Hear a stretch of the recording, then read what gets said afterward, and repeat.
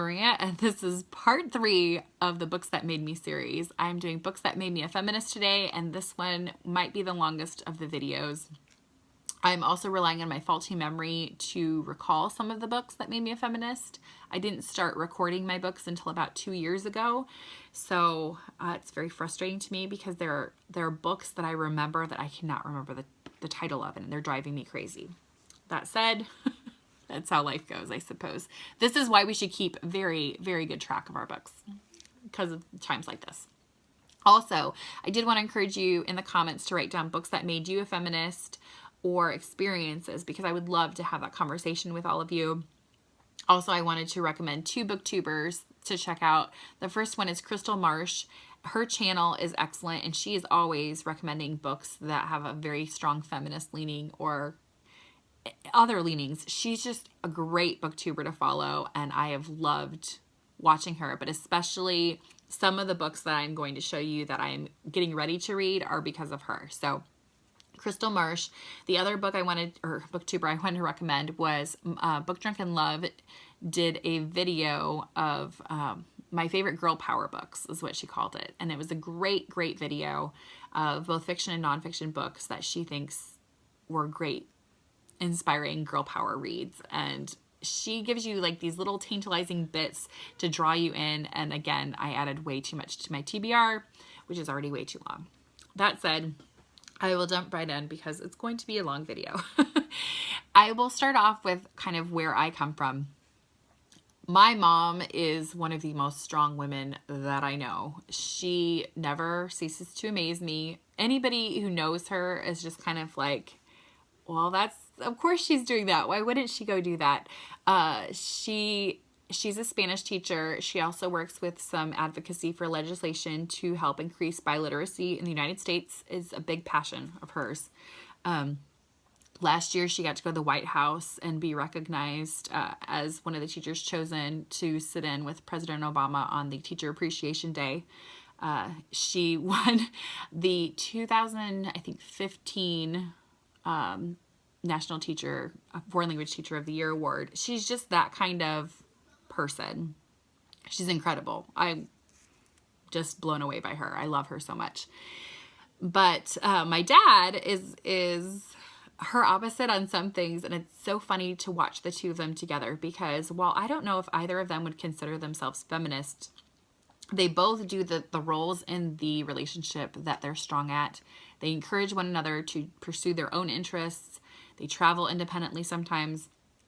My dad is so proud of my mom to the point, I mean, he just has this pedestal of her, and just when the way he looks at her and the way he talks about her, you can tell he's just blown away by how awesome she is. And she's pretty blown away by him too. And I think that is probably where I get my model for marriage and relationships from. So yeah, relationship goals is my parents. But that is kind of where I come from. Now, I remember when I was about, I don't know, 5 or 6, I ended up getting stitches underneath my arm. I had a nail go through my skin, and I had to go in and get stitches. And I remember there was a male nurse that was supposed to be stitching me up. And I remember crying and saying, I want a nurse. I want a nurse. And he said, I am a nurse. And I remember looking at him and just saying, you can't be a nurse. You're a guy.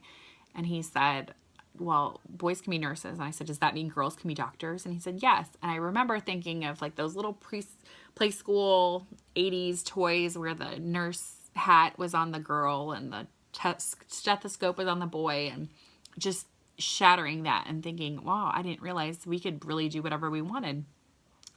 So that was kind of my first memory of gender roles in my head. The other thing that stuck out for me was I remember saying to my grandma that I wanted to be the president of the United States. And she said she wouldn't vote for me because women should not have authority over men. And I remember just kind of being crushed that that was a thing. And now the funny thing is, I actually told my mom this story for the first time last year. And she said, I remember telling your grandma I was going to be the president. And when she said she wasn't going to vote for me, I said, it's going to be really hard to not have my own mother vote for me, but I guess I'll have to deal with it. So again, it shows you what kind of mom I have. That said, my parents both put a very high value on reading, and they surrounded me with both fiction and nonfiction books on strong women, especially in history. So these are some of the ones that I really loved. Margaret Mead biography, as well as Elizabeth Fry. I wanted my Nellie Bly one. I need to just repurchase it because I need to have that book. She was one of my biggest heroines of my youth because I love the whole idea of adventuring and traveling and seeing other people. And she also combined that with social justice and trying to help mental health asylum patients that were not being treated well. I don't know. These books just made me. I remember seeing Molly Pitcher and Florence Nightingale and Betsy Ross, just all these different people that, whether or not they were necessarily historically accurate representations, I remember seeing women as an integral part of the world from a very early age. I also had some great fiction ones like Anne of Green Gables, and this one, Island of the Blue Dolphins by Scott Odell. This one, just, I remember, I don't even know how many times I read this book, but thinking about her ingenuity and her survival instincts and just how difficult it would be, but how also capable she was to handle herself, and how I wanted to be that. I wanted to be that capable, independent woman that I read about. So that said, I was homeschooled when I was really young, so I was surrounded by books of all this, I don't know, great women in history. And then I went off to school, which I'm not saying all schools are like this, but for me, or all children even, for me, social environments, while I am a lover of learning, I'm also a very social person. And so school for me was an opportunity to entertain my friends, to flirt with boys, and I got bored a lot and with the schoolwork. So I ended up kind of using my energies other places. And I remember having a boyfriend, my first high school, who he and I, it was one of those first love things that went on way too long, but I remember him making fun of my grammar being correct. And it just always bugged me that he took it as a bad thing to have bad or like good grammar. And I remember when we finally did break up for the last time, and me just saying I wanted to be with somebody who not only had good grammar, but would allow me to have good grammar and think of it as a good thing and a strength. And so that's kind of, I don't know, I remember stifling a lot of my love of learning and intellect to try and fit in, especially with boys, which just makes me cringe now. And so I'm trying very hard to not pass on the torch to my daughter, and also I raise my boys with strong women around them. I remember my eldest saying that he wanted to be a Mythbuster when he grew up, and how he and his wife were going to be Mythbusters together, and then they were going to go off and find dragons. And I just thought that was just awesome, and I was doing a good job. Parenting win. Then my junior year and senior year of high school, I went to a magical place called the Indiana Academy for Science, Mathematics, and Humanities. This is a residential high school that's available in Indiana. It is publicly funded, and it is one of the best things that I've done in my life. It was the first time where smart was encouraged and normal, and everybody brought something different to the table. It was the first time I was really around gay or lesbians. It was the first time I was around just so many different ways of thinking, and I appreciated it so much. For me, it was so freeing to be in an environment where you were taught to question things and to think through things and to explore hard topics. That's where I read Brave New World in 1984 and The Handmaid's Tale. This one for me, I'm really excited about the series coming up. Even if I don't have Hulu, I need to figure out how to watch it because I just keep watching the trailer and it's phenomenal. It was the first time where I really viewed women through the eyes of being a commodity. I mean, I guess under the surface, I'd always known that, and people would talk about buying wives or having dowries. I knew that was a thing, but this was such a blatant representation of women being only used for their fertility and what they could do for men. And it was also the first time I really thought about women as playing against each other in order to play into this like patriarchy. And it just really was very, it just started tinging my brain on those, along those lines. Then I went off to college and I studied a lot of family science and psychology. So I also, got to do the Yellow Wallpaper with Charlotte Perkins Gilman, was a big one, which I might have actually read that one, in high school. But again, just the whole idea of giving up oneself, to pursue family life, and how women had to make the choice where men didn't have that choice. It just seemed like they could have everything and we just had to pick one. So that kind of got me spurred along. I also read the book. I really loved reading books about female adolescent development, like Reviving Ophelia, Queen Bees and Mean Girls and Queen Bees, or Queen Bees and Wannabes, I think was another one. I'll put that one down below. But Deadly Persuasion by Jean Kilbourne was one that talks specifically about advertising and consumerism, focusing in on females to never feel happy with themselves so that they would just buy more things. And I don't really feel, I know there's pressure with men to look a certain way or to be strong or those kinds of things. And I know they have their own pressures, but I feel like Deadly Persuasion really showed me just how much skin is in the female game for fighting consumerism, and how we really are taught to never be happy with ourselves.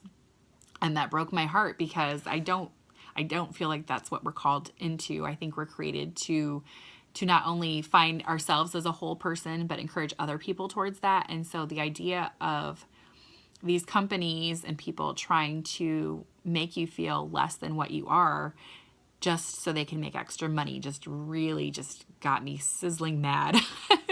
And I've probably stayed that way since. It's why I hate licensed characters. I really try not to bring them into my house unless I really believe in them. And even then I still have some like issues.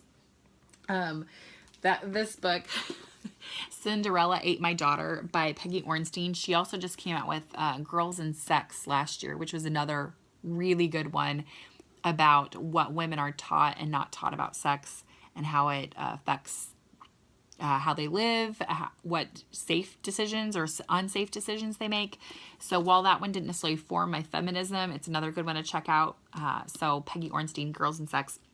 Cinderella Ate My Daughter.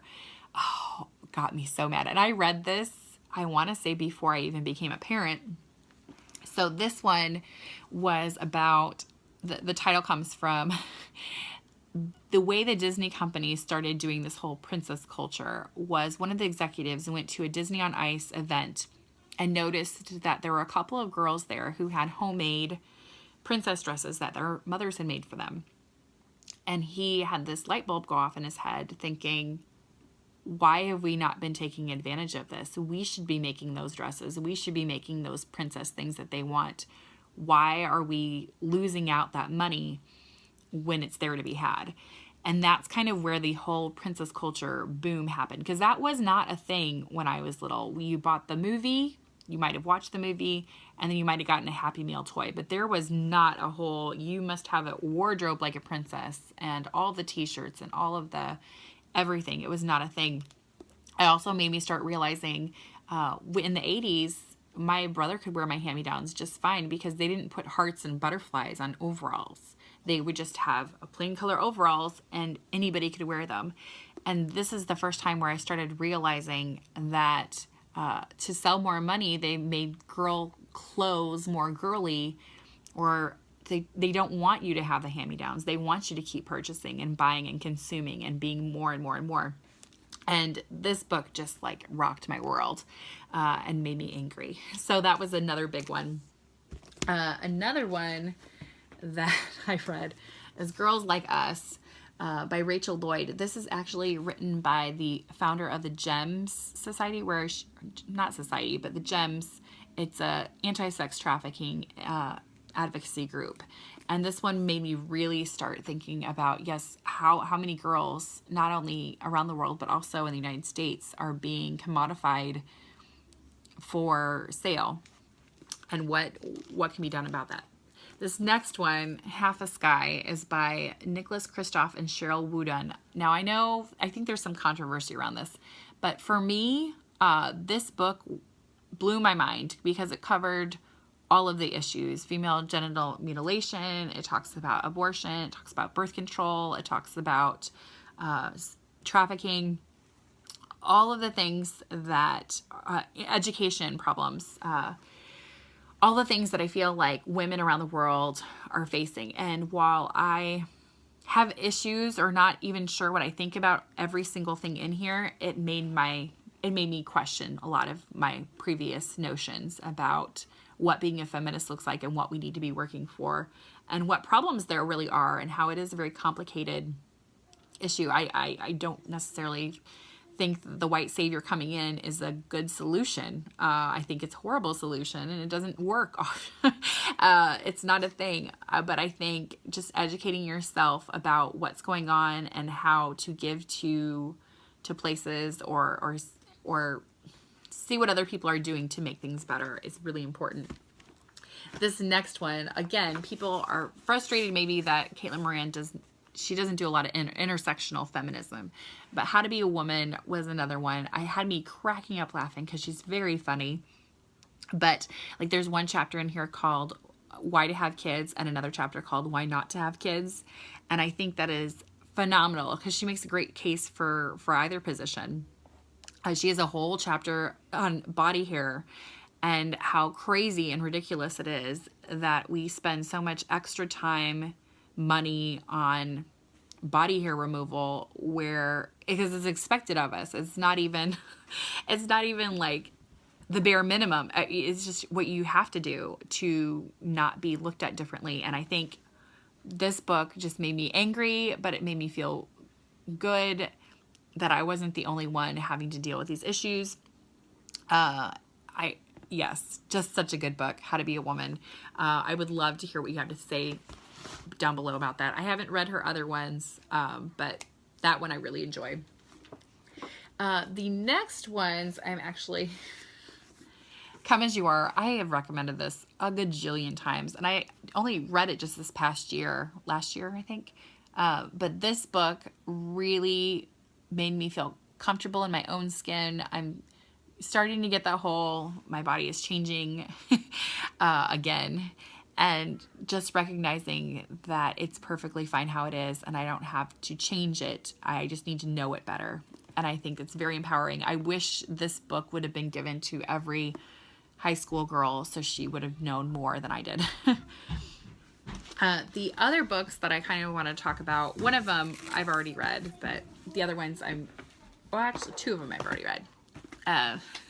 They didn't necessarily form my thinking, but I think they were quintessential feminist books with so much. I'm excited about reading them, but I'm excited about some of the other ones that I have gotten to. America's Women, I recommended last year several times. This might be kind of a thick book on nonfiction history, but I kept turning that page because I wanted to know more and more. I felt like it was giving reverence to all the women that went before me and did a lot of hard work that I don't necessarily think I would have wanted to do. It made me very grateful to live now. It talks not only about the famous women of America, but what the more marginalized or common women of America looked like. This one goes up to Revolutionary War, I think. No, past that. And then her follow-up, which I've not read yet, When Everything Changed, goes from 1960 to the present. So I guess this one went up to 1960. And I'm really excited about looking up and getting to that one. Another one that I just finished last week, which I think, again, if you are just delving your toes in, Shrill Notes from a Loud Women by Lindy West. I felt like the beginning was stronger than the end, but there were a lot of essays that I read out loud to my husband because I wanted him to know that this is a real thing and these are the things that us women think. She talks about fat positivity and feeling comfortable in your own skin. She talks about being with somebody who's more attractive than you. She talks about, just a lot of female issues in here and why she's trying to stand up for herself and encourage other women to stand up for themselves more. Another one that I'm halfway through, super short, is Chimamanda Ngozi Adichie's Dear Ijewale, or A Feminist Manifesto in 15 Suggestions. I've been looking forward to this book since I heard about it. It's basically her friend asked her to write down what she would do to raise a feminist. And so it's kind of her little manifesto of how you should raise a feminist or raise yourself. And I think these are some pretty cool little suggestions. It'll take you a couple hours to read. Totally worth it. And maybe a great baby shower present, to be honest. And these last three I've not gotten to. These are the ones I saw on Crystal Marsh's channel. Well, maybe not all of them. This one I saw on Crystal Marsh's channel. Women's Letters, America from the Revolutionary War to the Present. And these are just letters written from women in history. I'm really excited to like just sample this. And I've been really liking reading letters lately. So this one just came out. It's In the Company of Women. I guess it came out last year. Inspiration and Advice from Over 100 Makers, Artists, and Entrepreneurs by Grace Bonney. Yeah, I'm always liking to hear what artists and makers are thinking about their own gender identification and how that plays in, but as well as what they are doing for their process. And I love just the visual imagery of that. It looks like candy to me. And then this one, I think I mentioned before, but it's Rejected Princesses by Jason Porath. This one, they took animators and they animated an illustration of a woman in history, and then they do a brief bio on it. Not appropriate for children on some of these. They do have little ratings on each thing, so you can see ahead of time if it's going to be more scandalous than others. The last one was pretty... the last one that I think I read at the very back was rated for all the things, and she was an inspiration for the Dracula book. So that'll kind of give you a taste of what that's like. So most of these books I think are pretty great for anybody coming from any point of view. But again, I'm always encouraging people to pick up something that's a little out of your comfort zone, struggle with it, wrestle with it, chew it apart. Just so you know what you think about things. Like I said, this was a very, very long video. I could probably talk about this for a very long time. But those are the things that I think have made me into a feminist, especially in literature. What are the things that have made you a feminist? Do you struggle with it sometimes? What are your biggest struggles as a feminist? I think mine are probably trying to feel comfortable in my own skin, as well as just knowing how much to buck expectations, but also like do what I want to do. And I don't know. Yeah,